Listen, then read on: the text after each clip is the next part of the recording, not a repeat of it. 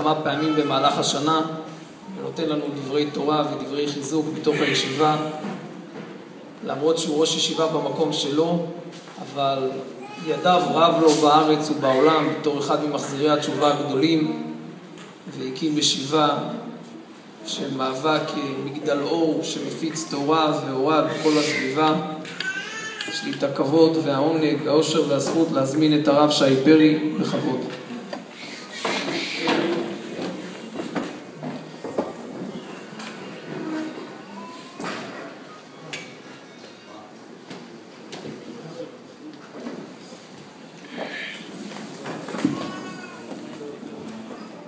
השם נעשה להצליח. אני אומר לכם את האמת, אני יושב פה ואני חושב לעצמי מה אני הולך לדבר.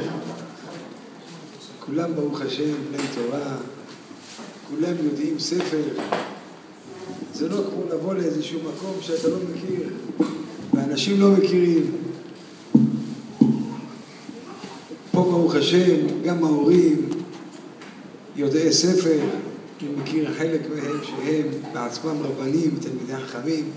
אז מה אני יכול לחדש, מה אני יכול להגיד? אבל חזקה עליי מצוותם של רבני המקום פה. הנה הראש ישיבה בדיוק נכנס, כמו שהזכירו, אני מגיע מדי פעם ויש לי שמחה גדולה מאוד מאוד במקום הזה, כי לצערנו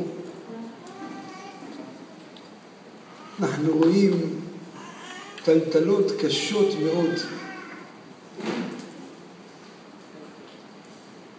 טלטלות קשות מאוד בדור הזה. ואחד הדברים שהוא, לפי דעתי בכל אופן, אני לא תלמיד חכם ולא, אבל לפי דעתי,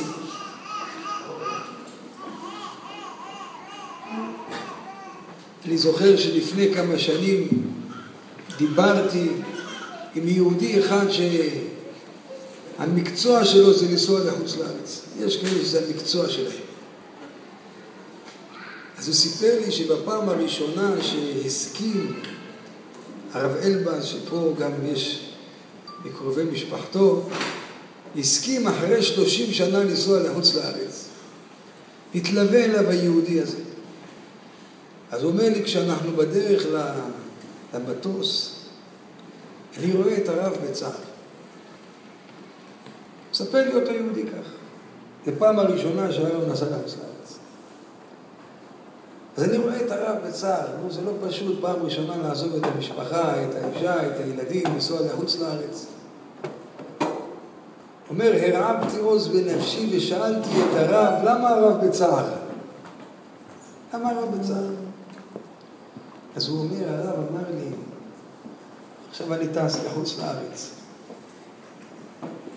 מי יתפוך על השכם של הבחורים? מי ייתן חיבוק לבחור? מי ייתן איזה חיוך לבחור? לפי דעתי בדור שלנו, זאת הדרך העיקרית לחנך. בחום, באהבה. ולא סתם נקשרתי למקום הזה פה, וממש, אני בלי נדר, כל פעם שמזמינים אותי אני לא יכול להגיד לא. כי אתה רואה פה חמימות, אתה רואה פה אהבה, אתה רואה פה קשר לכל תלמיד ותלמיד, ואכפתיות מכל תלמיד ותלמיד. אני מכיר גם בחורים שלומדים פה, ואני גם מכיר בחורים שסיימו פה. אתה רואה אותם ברוך השם, איך הם מחוברים למקום, מרגישים איזה בית שלהם. אז מה שאמר הרב המקדים, שאני קשור למקום, חלק, הוא הציג אותי בחלק מהצוות של הישיבה, זה נכון, כי אני, איפה שיש אהבה, אני רוצה להיות חלק מהמקום הזה, איפה שיש ידידות, איפה שיש חום, איפה שיש, אני גם רוצה להיות חלק מהמקום הזה. מורי ורבותיי, שוב פעם אני מקדים ואומר, יושבים פה תלמידי חכמים בקהל, ואני לא מתיימר להגיד חס ושלום איזה דברים של חידוש, נגיד ככה כמה דברים שזה מענייני דיומה. אנחנו נמצאים מספר ימים לפני תשעה באב. הקדוש ברוך הוא בעזרת השם יהפוך לנו את היום הזה לטובה ולברכה, ליום של ששון ושמחה. הרי לעתיד לבוא הימים האלו של ימי בין המצרים זה עתיד להיות חול המועד, זה יהיה חול המועד הכי ארוך בשנה. חג ראשון יהיה בי"ז בתמוז, חג שני יהיה בתשעה באב, בקרוב, בעזרת השם, הגאולה השלמה, מי יודע, אולי כבר השנה אנחנו בתשעה, מי יודע, אף אחד לא יכול לדעת מה יהיה. אומרת לו שף. נכנסה, הביאה לו צלוחית עם 4 עוגיות, אתם יודעים, בארצות הברית קוראים לזה מאפינס, כזה עוגיות, ככה, וכוס חלב קר. מייקל אוכל את העוגיות, שותה את החלב, אומר לה, תודה רבה, אני ממש מודה לך, אני ממש מודה לך, את לא יודעת איזה חסד עשיתי. מייקל חוזר בחזרה. תשמעו, אחים יקרים, בדרך הוא אומר, הבן שלי לא ירעב, אני אעשה הכל שהבן שלי... זה לא תלוי בו, זה לא תלוי בו. אתם יודעים, אם הוא רוצה להעשיר מישהו, יעשיר אותו, אם הוא לא רוצה להעשיר אותו, הוא לא יעשיר אותו. סיפר לי פעם איזה יהודי, היה לו חבר, לא, זה סיפור עתיק, שנכנס לדיכאון. למה נכנס לדיכאון? מרוב שהיה עשיר, כל מה מצליח. כשאתה מפסיד, מצליח, יש קצת, אתם יודעים, אקשן, אבל בן אדם רק מצליח, נמאס לו, נכנס לדיכאון. בא לחבר שלו, אמר לו, איך אני יכול להיות עני? אמר לו, אל תהיה עני, אבל בוא ניתן לך להרגיש טעם ההפסד. תקנה ספינה, תמלא אותה בחול, תיסע למקום שיש מלא חול. תבוא למכור להם את זה. יקנו ממך? לא. תפסיד את הספינה, את הדלק, את הפועלים, את הזמן שלך. תרגיש מה זה הפסד. אמר לו, באמת. לקח ספינה, מילא אותה בחול, הגיע למקום רק חול, טיולות של החול. הוא מגיע למקום, ליד הים, הוא רואה כל העבדים של המלך מחפשים בחול. מה אתם מחפשים? והמלך פה הלך עם המלכה בשביל לראות את השקיעה, והטבעת של המלכה החליקה בחול, מחפשים את הטבעת. שאול לו אחד העבדים, מה אתה עושה פה? אומר, אני? מה פירוש? אני באתי לפה בשביל למכור לכם חול. אתה באת למכור חול? בטח שעכשיו אף אחד לא יקבל. מי יקנה לך חול? איך יכול לקנות לך חול? אתה רוצה לאסוף לנו חול בשביל לחפש? אומר, אבל מה נכנס לך בראש למכור? הוא אומר, תראה, יש לי בעיה, אני נוגע בחול, זה נהיה זהב. עכשיו הוא רוצה להדגים לו, איך חול נהיה זהב? אז הוא מרים את היד למטה, הוא מרים את החול, ואז הוא רואה את הטבעת שלו של המלך ביד. המלך השאיר אותו בעוד. מי שצריך להיות עשיר יהיה עשיר. אדם צריך להיות קרוב לשם. צריך ללמוד תורה, אם צריך ללמוד משהו לפרנסה, תלמדו. אבל העיקר לדעת שזה נעשיר. אבל מייקל נהיה בגיל 45, הוא כבר מנתח לב גדול, קרדיולוג, בגיל 50 הוא פותח, זה סיפור אמיתי. הוא פותח בבוסטון מרכז לניתוחי לב הגדול ביותר באזור. 4 קומות של חדרי ניתוח, והוא בקומה ה5. ספות, הכל. דמוי עץ, טאצ'ים, כיסא מאור. יש פה אנשים בעולם הזה יושבים על כיסא מאור, בעולם הבא אפילו בלוק שבור לא לב לשם. אבל הוא יושב על כיסא מאור. קיצור. יום אחד מגיע תיק למייקל, סליחה, דוקטור מייקל, הוא מסתכל בתיק, אומר להשתמע שמו, מה זה? מטען נפץ. אישה בת 45, בעיה חמורה בלב שלא נדע. יש לה סוכרת, לחץ דם. בקיצור, מקרה מסובך, טעות קטנה, בטרמפ הראשון היא מגיעה לבום הבא. מה עושים איתה? הוא ממנה איזה מנתח מומחה, כי הוא כבר לא מנתח, הוא כבר לקבוס. אבל אז כשהוא קורא את השם, הוא מתחיל להרגיש תחושות של רעב. גליה לוין. מי זאת גליה לוין? גליה לוין. עוגיות, חלב. אבל מי אמר שזה? הוא יורד למטה. תשמעו. היא כבר מוכנה לחדר ניתוח, עוד רגע מרדימים אותה, אומרים לה, סליחה גברת גליה, רציתי לשאול אותך שאלה, כן? איזה שכונה גרת שהיית ילדה? מה זה שאלות האלה? אבל אולי טעיתי בכתובת, זה בבית חולים של אנשים לא ישרים, מה זה הדבר הזה? באמת לא גרתי בשכונה פלונית. זאת גליה לוין.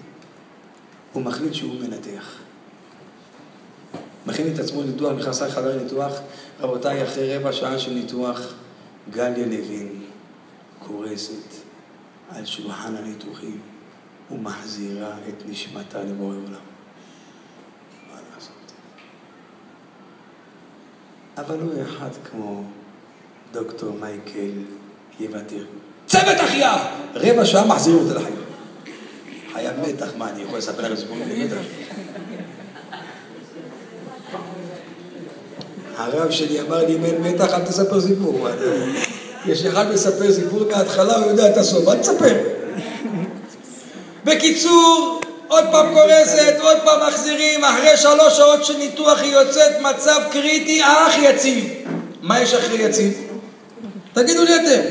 ויציב ונכון וקיים וישר ונאמן ואהוב וחביב ואדיר ומתוקן ומקובל. בסוף זה קבלה שלם.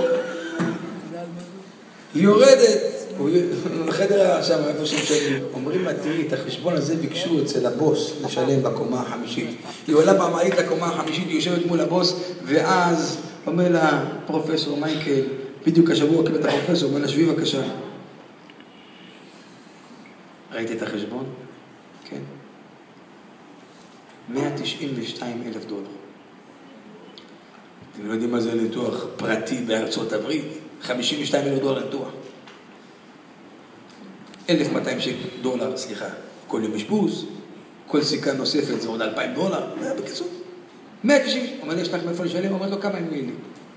מה היום יומיים? למה היום ילך ומחר ילך? מה פירוש? מה זאת אומרת?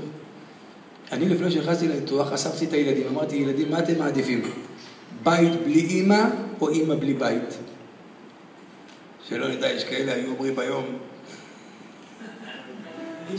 אל תגיד. אמרתי, יש אומרים. יש ויש. על החכים יש בטרה. עזוב את היש הראשונים. מה אומרים היש השני?